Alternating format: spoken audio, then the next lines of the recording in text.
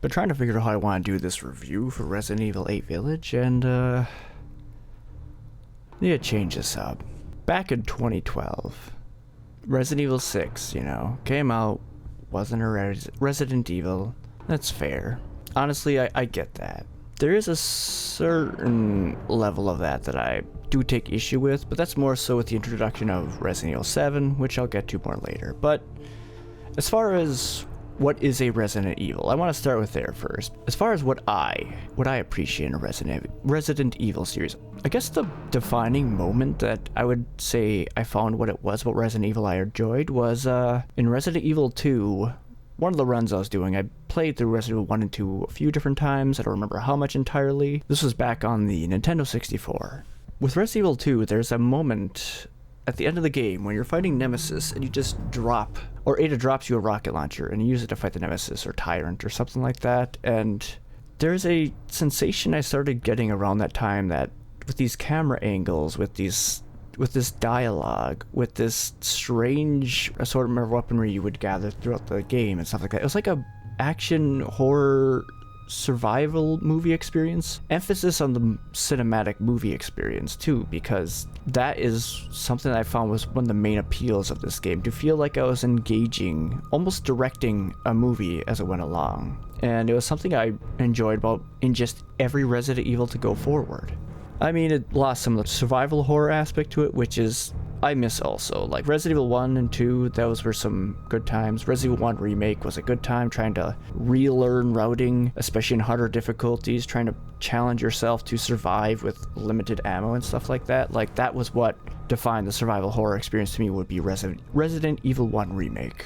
Go forward a bit, you have Resident Evil 4, which I actually didn't start playing till recently. It definitely left behind a lot of survival horror aspect. There is a kind of like resource management you can do, but they supplemented it with doing shots to the face, staggers, and kicks, which I still liked, I guess, as far as giving you ways to manage your ammunition, but in a different way. Not really a survival horror experience, more like Last Action Hero, but again, that still appealed to me in the types of games I played. So Resident Evil 4, 5, and 6 still appealed to me in a lot of those ways that just no other series has really done before. So of course this is going to hold a lot of nostalgia for me from all those aspects. If I'm going to engage in an action movie experience, I'm going to play an action movie, not watch one. So that was one of the greatest appeals to me. Resident Evil 5 with Chris in the boulder scene, as much as that's just ridiculous, there's a playing the game up to that point, and that scene happens, and while in your head you're like, there's no way that can really happen, you kind of don't care. Like, this has just been a big experience. Me and my brother were playing that. Just all the battles we had went through, fighting these monsters, and how the gameplay and the cinematics flowed between each other. The tone that it kept consistent. Even from game to game, it somehow kept the tones very consistent. This level of Last Action Hero with high energy, with a tension, with these biohazard weapons, just continually going through, where you definitely have to suspend your rationality for a bit to enjoy them, and that's fine. You do that with action movies all the time, so I was fine doing it for a game. Resident Evil 7 came out, and and it was praised as the revival of the series, going back to its roots, basically just being everything Resident Evil 6 wasn't. Now, somewhat I get reviving the series. Yes, it's a horror game, so revived the series in that right. Kind of avoided the game for different reasons. One were due to aversion and motion sickness issues I was worried about with a first-person perspective. Another being not actually having anything I would play a Resident Evil game. But there was so much praise for it, as far as what it did for the series. And just recently, while I was doing the review for Resident Evil 8 Village, and I kind of had most of the records here, you know what? I need to put a little bit of time into it, see what it was. I did not expect to not only be as thoroughly disappointed in every aspect that I've enjoyed of Resident Evil before, but to feel just so physically unwell with all the levels of aversion and anxiety issues and sensory issues that the game presented. Because it felt like the internet has been selling me an entirely different thing that they have been asking for years in regards to Resident Evil 6 and Resident Evil 7. The whole idea was Resident Evil 6 was not a Resident Evil, so obviously it wasn't going to succeed. But then Resident Evil 7 comes out, and it is not a Resident Evil. Addressing the survival horror aspect, I played it for 3 hours. The first hour was basically a cutscene.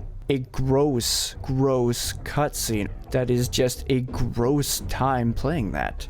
And then you're put into a chair, and there is still a lack of survival horror aspect. I am just basically running from one enemy chasing me. There is such a lack of Resident Evil here. Sure, there is a main hub room. There is one basically gesture to nostalgia. If it just takes one room you can return to in and out of, and that's all you need for Resident Evil, I feel like your standards need to be higher, man.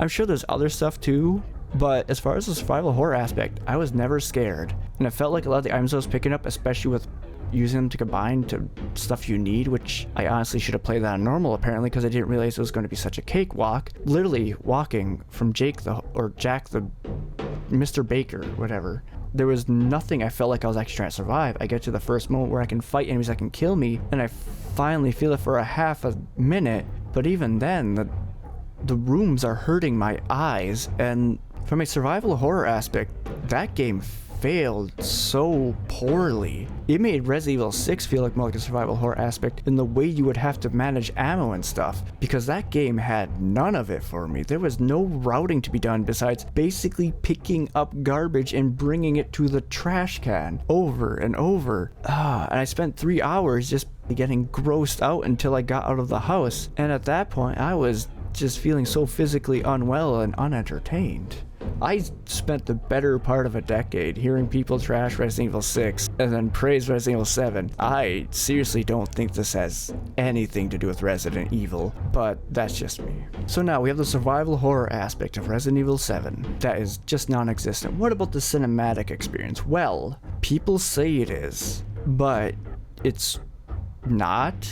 It is a Blair Witch Project, Cloverfield Human Centipede cinematic experience.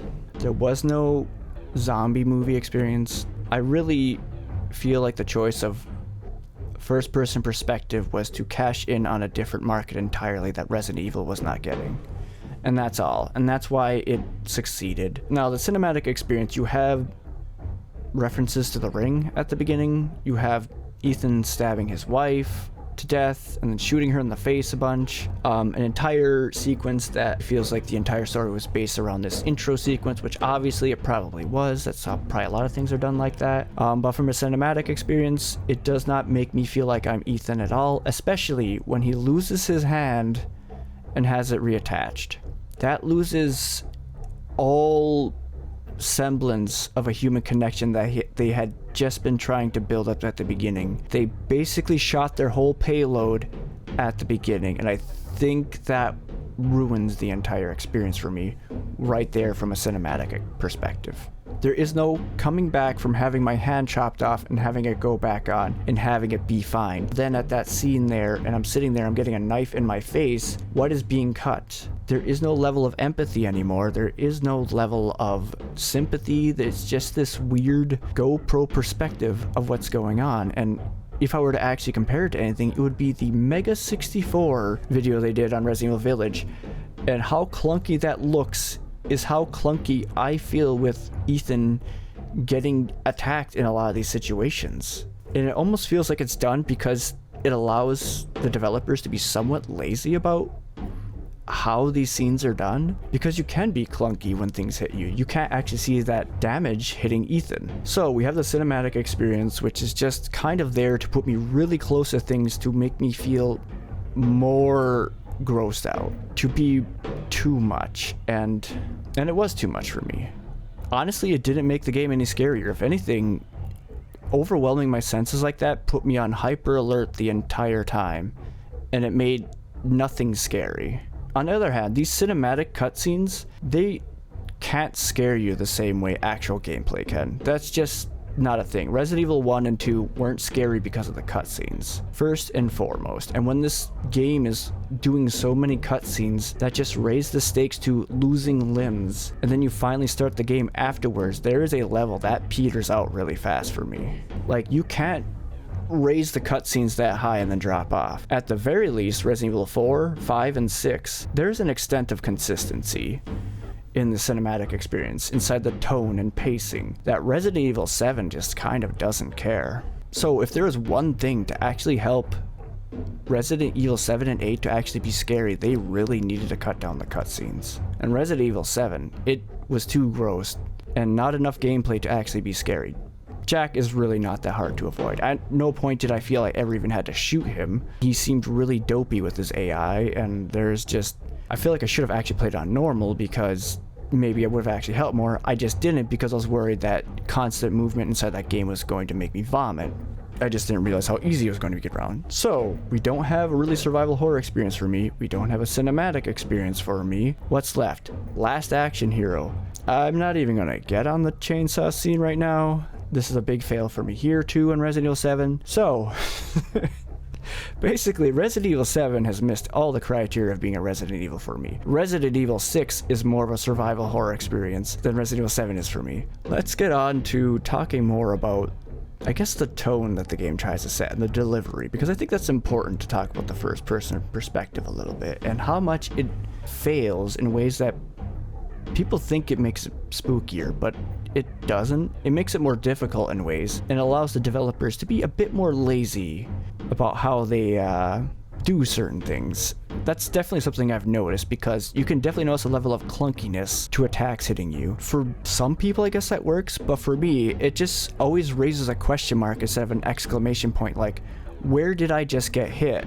If pain perceived is pain received, I'm not perceiving any pain because I can't see what's actually happening. I know some people are really good at jumping to conclusions. People are good at that in general, and I'm just gonna go right out and flat out say it just to get people pissed off, because at this point I kind of don't care. Like, I've spent the better part of a decade having Resident Evil 6 trashed on for the dumbest reasons. You want to trash on Resident Evil 6? Let's go there. The game is unhinged. The pacing is so goddamn fast and sporadic and volatile. It is ridiculous to keep up with. There are stealth scenes in Resident Evil 6 that just suck. There is fan service. There is fan service. There is fan service. And that segment also kind of sucks too. The Leon and Helena puzzles are basically a slap in the face to a lot of older fans. The intertwining events, which I enjoyed, honestly feel like repeats, so I could totally get people not wanting to have to redo that over and over again if they aren't totally invested in the way the game is going. So yeah, there are a lot of problems with Resident Evil 6. Does that mean it's not a Resident Evil? I guess so.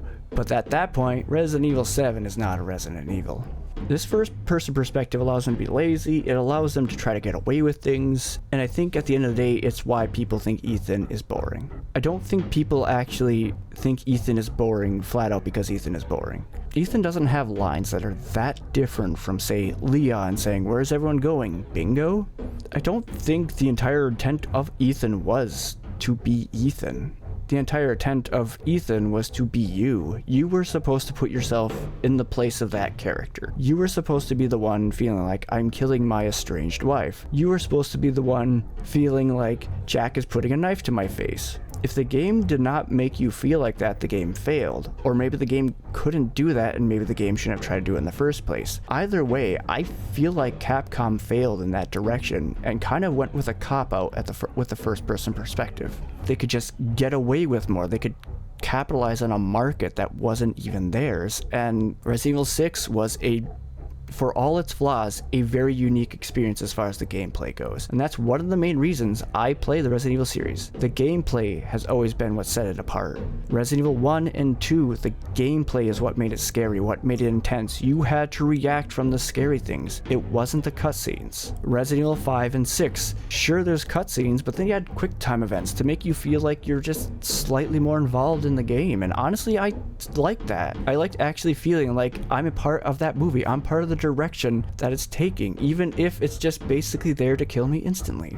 And there's a level that the gameplay flows so much better with those cutscenes in Resident Evil 5 and 6, where the gameplay feels like I am that action hero. The cutscenes in Resident Evil 7 just don't make me feel like I'm a part of them. They're just there to be awkward more than anything else, and because they don't work for me in that first-person perspective, they just don't work.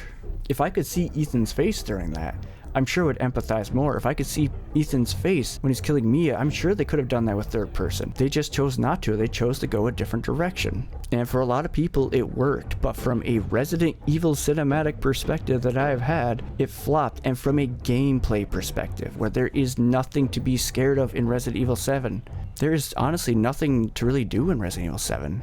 You were just running around. There is no part of the gameplay that raises the stakes for me. Most of it's cutscenes, most of it's walking. Alright, so now, let's try to get to what this was originally started about, playing Resident Evil 8. Like I said, I've been a big fan of Resident Evil. Last one I played was Resident Evil 6 before this game. I missed a lot of that cinematic experience, I missed a lot of that last action hero, I even missed a lot of the survival horror aspects.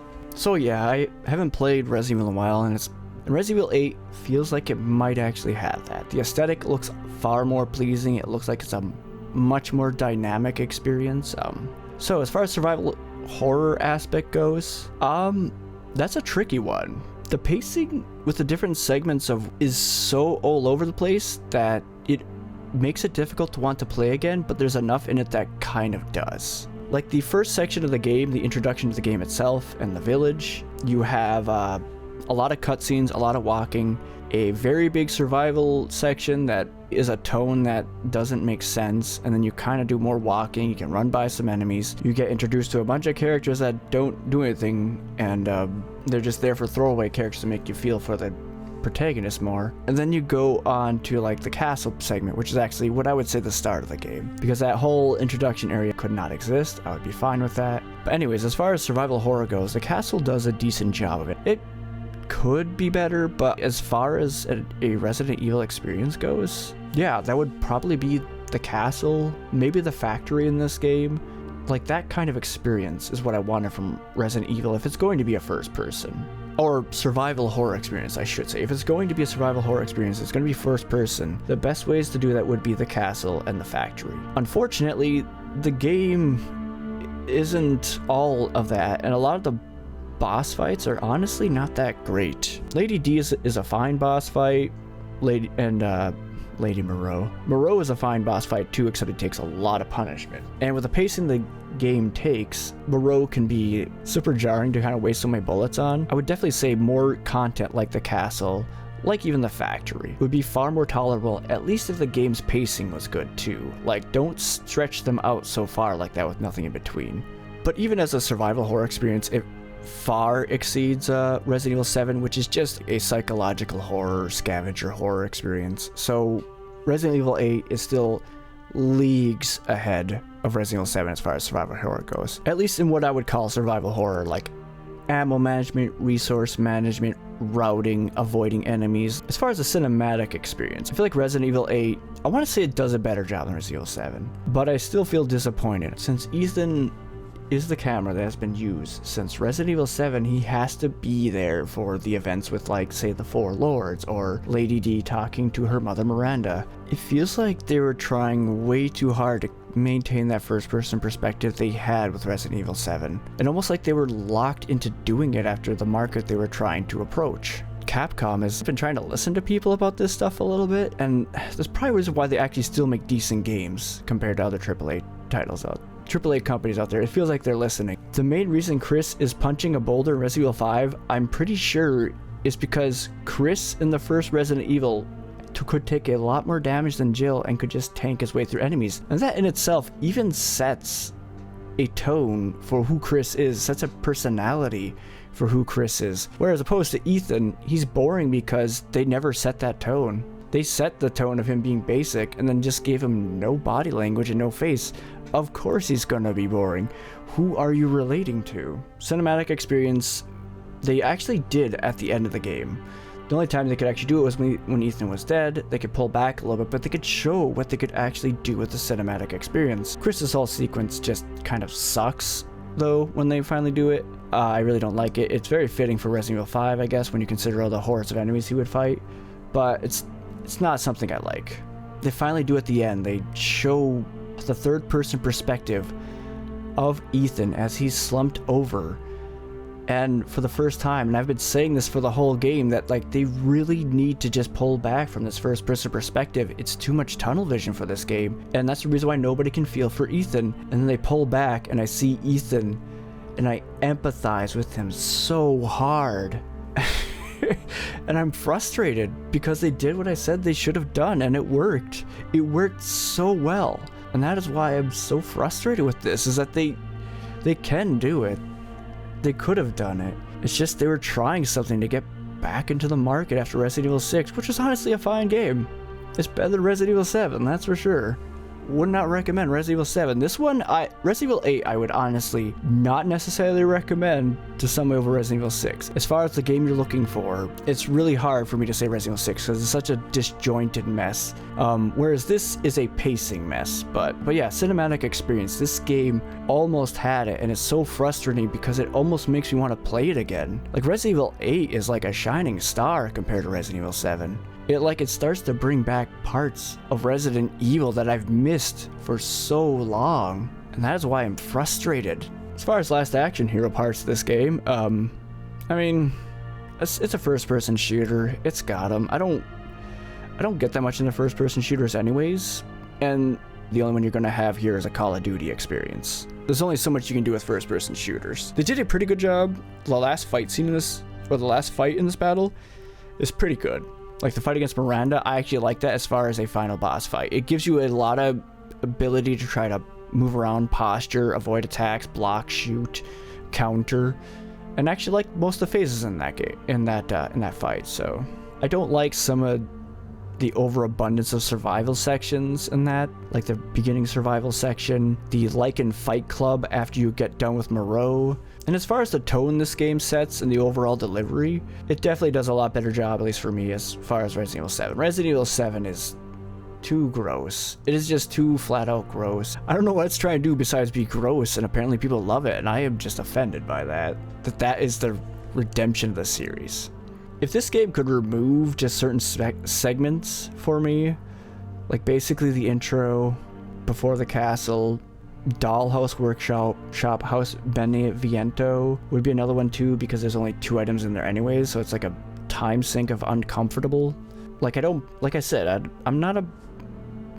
that. Did I say that? I'm not a horror fan. I play Resident Evil. I don't play Outlast. I don't play Amnesia Dark Descent. I did play it a little bit. Wasn't really my thing. I don't play scary games that much. I play Resident Evil, and that's kind of an outlier there. It's never been that horrifically psychological. It's never been that horrifically gory, and it hasn't been like super triggering to my aversions. Resident Evil 2 Remake pushes it quite a bit for me that I don't like, but as a whole is a far better survival horror experience, and I feel like they could still take parts of Resident Evil 8 and just kind of leave the castle more open, have you come back to the castle, open up the factory earlier, and obviously they're not going to do it now, but I think as far as a survival horror experience, it would have been a lot better. And there are definitely so many things I feel like they could have done for survival horror, and I guess even the cinematic experience, yeah. But yeah, I guess that's about it for now. I really missed Resident Evil, and I was so upset playing Resident Evil 7. Like, you guys have no idea. Like, maybe you do, but I have some aversions to that stuff, some motion sickness issues, which this game, with the field of view, that is part of the reason I wasn't a big fan of this, yeah, I guess that's something I should probably address too. The field of view in this game, you know, people have motion sickness issues, especially in Resident Evil 7 already being gross. But this game, like Big Lycan Fight 1.0 after Lycan Fight Club, that fight was one of the most uncomfortable fights for me just because of the constant micro movements and managing of my positioning and not being able to see what was going on made me very tense. That's why I don't think the first person aspect necessarily makes it scary. There are aspects of Resident Evil 2 Remake that are done so much better from a third person perspective, and that's just largely because you get to see things. Like when Leon is going in to get that one officer guy who's bit in half, which that was too gross for me, but anyways, or ripped in half, and he's running back, and as I'm playing, he gets bit by a zombie, and I push him off, and I'm like hobbling, and I get to underneath the grate, and you can just see him as he's like shuffling underneath that grate. He's trying to use his shoulder blades to get underneath and push it up, and there is this empathy I have far more for that because it is third person, and it increases a level of tension for me. And I think that is a very important thing to note, that first person does not necessarily increase the scariness. It makes things more difficult, sure, but making you more stiff in general isn't really a good way to make you more scary. Otherwise, Chopper Face in the factory is the spookiest fight because of how absolute garbage is with that field of view and vision. And there's a level that tension increases far more if I can empathize with the character, because like I said, I'm viewing this game as a cinematic experience. I've always been viewing Resident Evil as a cinematic experience. If you try to play a whole movie for me on a GoPro, I'm sure most people aren't going to like a movie done entirely from a GoPro. And that's why this is not a cinematic experience for me on a GoPro. It will never be as great a cinematic experience as even Resident Evil 6. It won't even be as great a cinematic experience as Resident Evil 1, because those stationary camera angles, as awful as they were, like learning to work around them and like coming around a corner and seeing a monster, it's like you are watching it but you are engaged with it at the same time. That's why I emphasize so much that the gameplay needs to actually be scary as well. Well, actually more so, the gameplay needs to be scary, period. Like the gameplay needs to be scary first and foremost. If the gameplay isn't scary, the cutscenes don't matter. Like, you're not going to scare me with cutscenes at this point, Resident Evil 7, and it tried way too hard. And this game was trying to tell a story with its cutscenes, which it overdid it because, like I said, it's a GoPro. And I think that's still something to say about Ethan, that I could still empathize with him. As dumb as he was, I really hated the fact that I was the first-person perspective for some of the lines Ethan was doing, but I don't blame that on Ethan's voice acting at all. I don't blame it even on his character. I blame it on the first person. Like, there's no reason I can blame it on him if I can't see him. It's not fair, guys. I've been rambling for a bit. I don't think I got anything else to add here. Yeah, Resident Evil 7 just... it almost killed the series for me. Like, I was almost never even going to play this game. I'm glad I did. I am torn between wanting to play this game again because the pacing is so weird. There's enjoyable moments in the gameplay, but it's still a first-person shooter, and it's really hard to explain just how frustrated I am about that, but it's definitely way better than Resident Evil 7. Like, screw that game. Seriously. It's given me such... like, playing Resident Evil 7 is giving me such a greater appreciation of Resident Evil 8. I kind of feel like going back on my Steam review of that one and actually just giving it a recommendation, because I'm sorry I was so critical of you. It almost makes me want to go back to Dark Souls and mention how more redeemable that game is. Holy frick, it's changed my whole perspective on life in general playing Resident Evil 7. It's changed my whole perspective on the internet, that's for sure. This is how this video is going to be. I honestly can't think of another way to do a review right now because of... It's been a wild ride for me this past couple months. I have had so many issues. I don't even... I've recorded this so many different ways, so many different times. If you guys like this, like, subscribe, and share. I'm normally on Twitch more. I haven't been due to said health stuff. Gonna try to get back to it more. We'll probably actually do more Resident Evil stuff, like maybe Revelations, because I've been definitely feeling that kick more now too. Games I haven't even played in the Resident Evil series. Replaying games I have. Resident Evil 1 randomizer I started recently. Like, there's a lot of games here I want to... get back to on Twitch with. I've kind of put it off for a bit, but maybe I'll do more stuff like this in the future. I've definitely found some ways I've been more efficient with this. If you want to see me actually play Resident Evil 8, I have the Resident Evil 8 highlights the movie. It's a throwback to Resident Evil 6 I did with my brother, which back at a time I was slightly more edgy than normal.